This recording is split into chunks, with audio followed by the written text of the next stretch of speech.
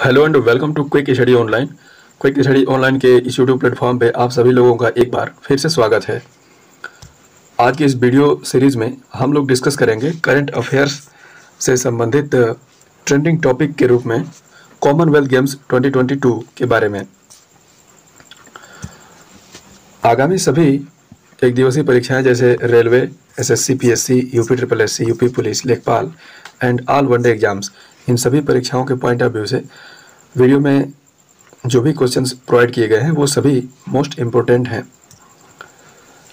मैं आपसे highly recommend करता हूं वीडियो में आप लास्ट तक बने रहें, क्योंकि बिल्कुल कम समय में अधिक से अधिक इन्फॉर्मेशन क्विक एंड स्मार्ट तरीके से प्रोवाइड करने की पूरी कोशिश की जाएगी।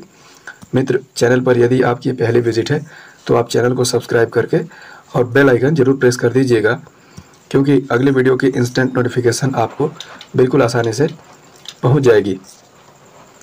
तो चलिए वीडियो की फटाफट से शुरुआत करते हैं।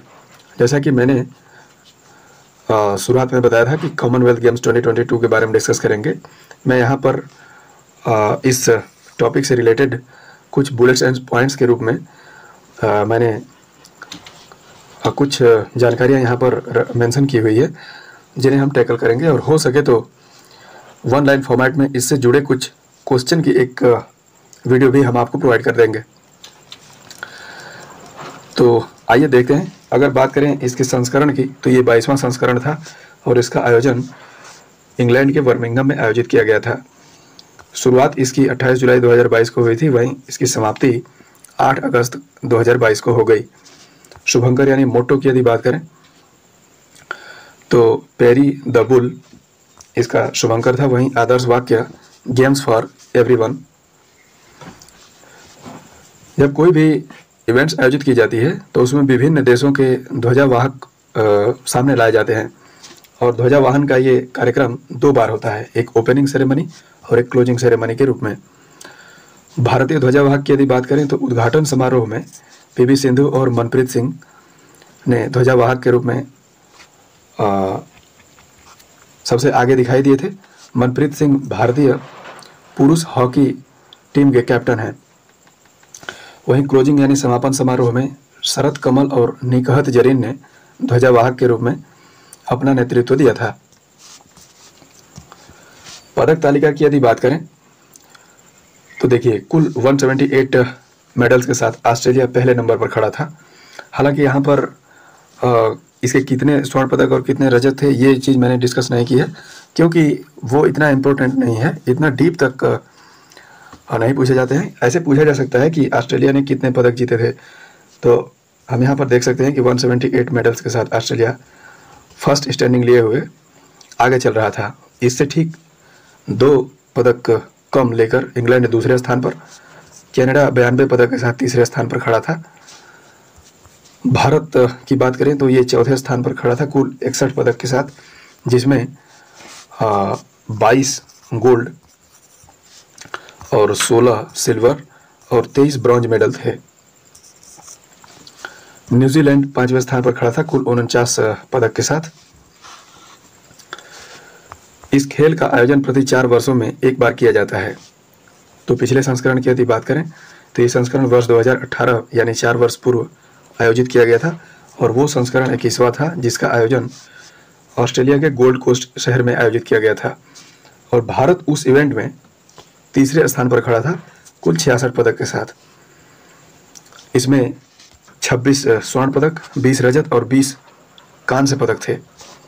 आगामी आयोजन की यदि बात करें यानी 23वां संस्करण आयोजित किया जाएगा वर्ष 2026 में ऑस्ट्रेलिया के विक्टोरिया शहर में। अच्छा, अगर आपसे पूछा जाए कि अब तक कौन सा देश सर्वाधिक बार मेजबानी कर चुका है तो ऑस्ट्रेलिया अब तक कुल 5 बार इस कॉमनवेल्थ गेम्स की मेजबानी कर चुका है। कॉमनवेल्थ गेम्स के यदि ऐतिहासिक बिंदु को यदि देखें तो इसकी शुरुआत वर्ष 1930 से मानी जाती है और इसका पहला संस्करण कनाडा के हैमिल्टन में खेला गया था। भारत पहली बार वर्ष 1934 में इसमें पार्टिसिपेट किया था और जब भारत इसमें भाग लिया था तो ये इवेंट लंदन में आयोजित किया गया था और इसमें भारत केवल 1 पदक जीत सका, वो भी कांस्य पदक। सेकेंड वर्ल्ड वॉर के समय यानी 1939 to 45 तक इसी के प्रभाव स्वरूप जो है 2 वर्षों में इसका आयोजन नहीं किया जा सका। पहली बार वर्ष 1942 में और दूसरी बार 1946 में। ये 2 वर्ष ऐसे हैं जब कॉमनवेल्थ गेम्स आयोजित नहीं किए गए थे। इसकी रेगुलेटरी बॉडी की यदि बात करें यानी मुख्य संस्था की, तो राष्ट्रमंडल खेल संघ इसको आयोजित करता है और इसका हेडक्वार्टर लंदन इंग्लैंड में है। 22वें राष्ट्रमंडल खेल में भारतीय पदक विजेताओं की यदि बात करें तो इसमें 2 पॉइंट हम लोग देख लेते हैं। प्रथम पदक विजेता के रूप में संकेत महादेव सरगर ने भारत को पहली बार रजत पदक दिलाया था भारोत्तोलन के मामले में 55 किलो भार वर्ग में। ये महाराष्ट्र से बिलोंग करते हैं। और प्रथम स्वर्ण पदक विजेता की यदि बात करें तो मीराबाई चानू ने 49 किलो भार वर्ग में लगभग 113 किलोग्राम भार उठा करके और स्वर्ण पदक भारत की झोली में डाले थे। एक चीज और यहाँ डिस्कस कर लिया जाए, भारत की सबसे कम उम्र की भारतीय एथलीट की यदि बात करें तो ये थी अनहत सिंह। ये 14 वर्षों की हैं और दिल्ली से बिलोंग करती हैं। स्क्वैश खेलने वाली ये एथलीट थी जिन्होंने सबसे कम उम्र के रूप में भारत का प्रतिनिधित्व किया था।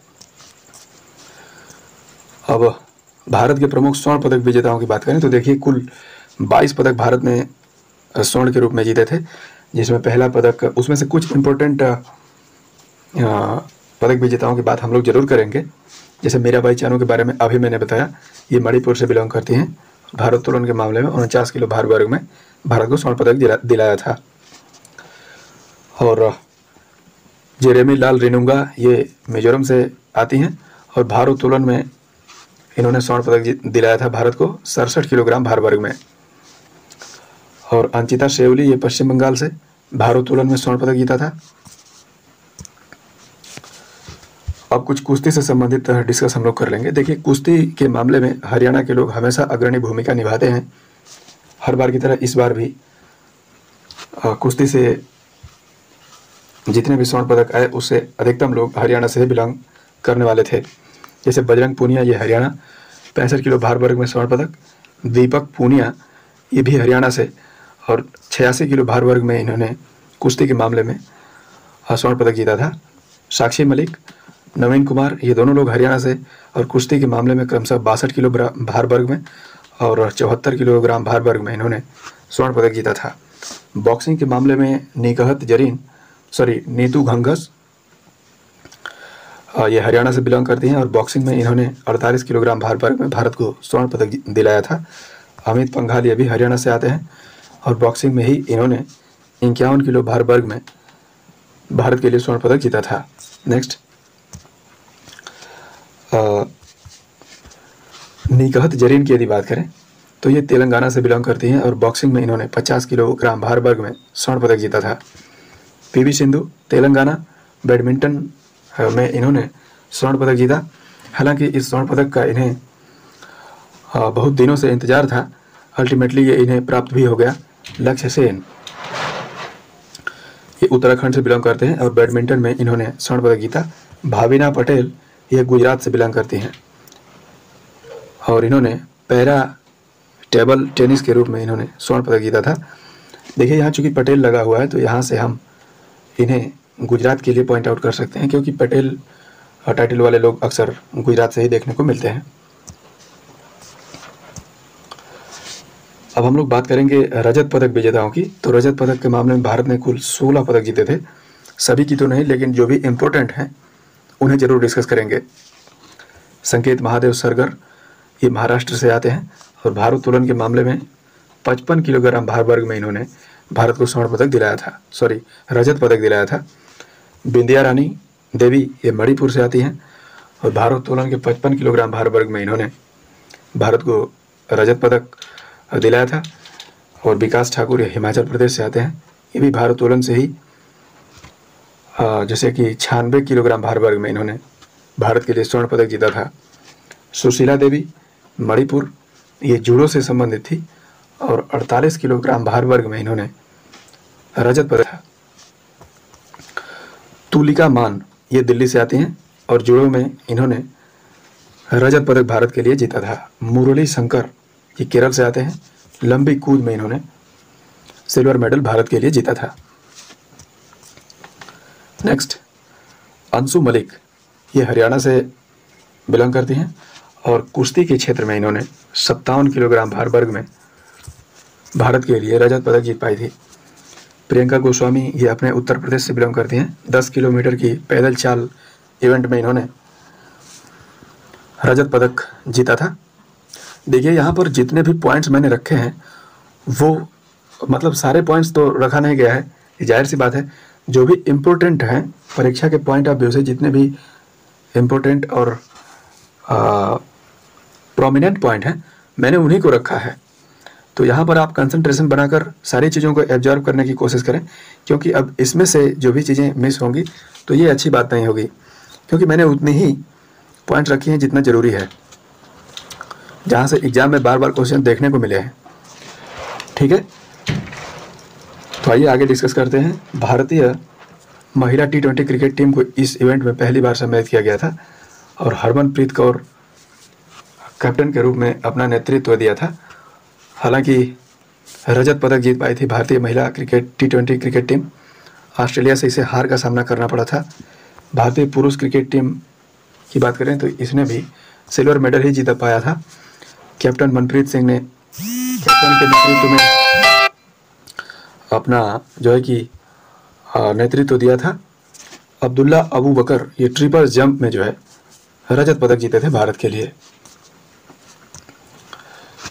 कुछ नोट्स के तौर पर मैंने पॉइंट्स आपके लिए यहाँ पर मेंशन किए हुए हैं। जैसे अभी मैंने बताया आपको पहली बार इस इवेंट में भारतीय महिला T20 क्रिकेट को सम्मिलित किया गया था, जबकि वहीं शूटिंग को इस बार सम्मिलित नहीं किया गया। इस बार की यदि बात करें तो भारत सर्वाधिक पदक इस बार कुश्ती और भारोत्तोलन में जीत पाया था। और इस प्रतियोगिता में सम्मिलित कुल भारतीय खिलाड़ियों की यदि बात करें तो कुल 207 लोग इसमें सम्मिलित हुए थे, जिसमें मेल यानी पुरुष खिलाड़ी कुल 104 और फीमेल यानी महिला खिलाड़ी 103 थी। ठीक है, तो ये सारे कुछ इंफॉर्मेशन बुलेट्स एंड पॉइंट्स के रूप में मैंने आपको प्रोवाइड करने की कोशिश की है। और मैंने